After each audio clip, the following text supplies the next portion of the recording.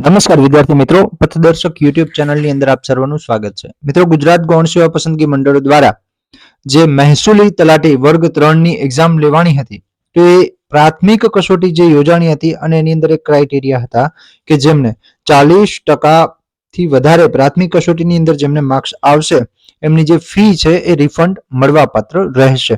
તો હવે fee refund માટે શું પ્રોસેસ કરવાની છે ને કઈ તારીખ દરમિયાન જે છે એ આ પ્રોસેસ કરવાની રહેશે, એ તમામ બાબતોની માહિતી જે છે ગૌણ સેવા પસંદગી મંડળ દ્વારા એક લેટર એટલે કે એક પરિપત્ર દ્વારા જે છે એ જાહેર કરવામાં આવી છે. તો શું છે માહિતી એની આપણે ચર્ચા કરવાના છે. તો ચેનલની અંદર નવા હો તો ચેનલને કરી દો સબસ્ક્રાઇબ અને વોટ્સઅપ ગ્રુપ જોઈન કરવાનું બાકી હોય તો વોટ્સઅપ ગ્રુપની લિંક ડિસ્ક્રિપ્શન બોક્સની અંદર આપેલી છે. તે ઉપરાંત ઇન્સ્ટાગ્રામ આઈડી પણ આપેલી છે, તો ત્યાં જઈ મને ફોલો અવશ્ય કરી દેજો.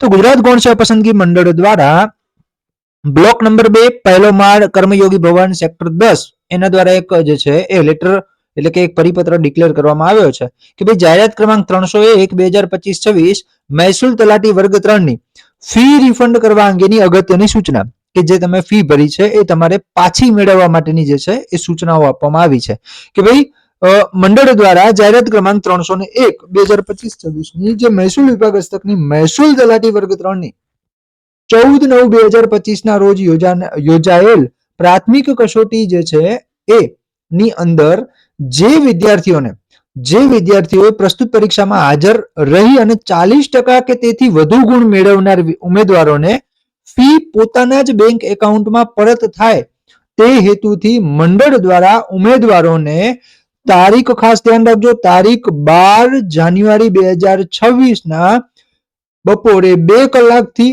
21 જાન્યુઆરી 2026 ના રાત્રે 11:55 સુધી માં બેંક એકાઉન્ટની નિયત વિગતોની લિંકમાં જઈ અને ભરવા આથી જણાવવામાં આવે છે. એટલે એવું કહેવા માંગે છે કે ભાઈ જે અહીંયા લિંક આપેલી છે આ લિંક છે બરાબર, એના ઉપર જઈ અને તમારે જે છે તમારી બેંક એકાઉન્ટની જે ડિટેલ છે જે વિગતો છે એ તમારે અહીંયા કને ભરવાની રહેશે. પણ ખાસ ધ્યાન રાખજો 12 તારીખથી આ સ્ટાર્ટ થશે. ક્યારથી થશે? 12 તારીખથી સ્ટાર્ટ થશે બરાબર. સદર પરીક્ષામાં હાજર રહી અને 40% કે તેથી વધુ ગુણ મેળવનાર ઉમેદવારોને નોંધ લેવા તથા નિયત સમય મર્યાદામાં વિગતો અચૂકપણે ભરી લેવા આથી જણાવવામાં આવે છે અને ફી રિફંડ કરવા અંગેની નિયત થયેલ મુદત અંતિમ તારીખ બાદ લંબાવવામાં આવશે નહીં, જેની ઉમેદવારોએ નોંધ લેવી. તો આજનો જ આ પરિપત્ર છે અને ગુજરાત ગૌણ સેવા પસંદગી મંડળ દ્વારા જ જે છે આ રિલીઝ કરવામાં આવેલો છે.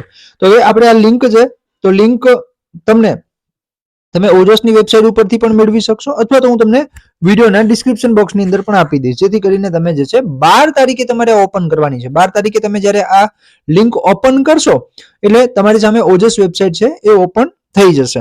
તમારે અહીંયા કને જે છે એ તમારી જે રેવન્યુ તલાટી છે, રેવન્યુ તલાટી તમારે અહીંયા કને સિલેક્ટ કરવાની છે બરાબર ને. જે તમારી પોસ્ટ હતી એ જે રેવન્યુ તલાટીની જે પરીક્ષા હતી એ તમારે અહીંયા સિલેક્ટ કરવાની છે.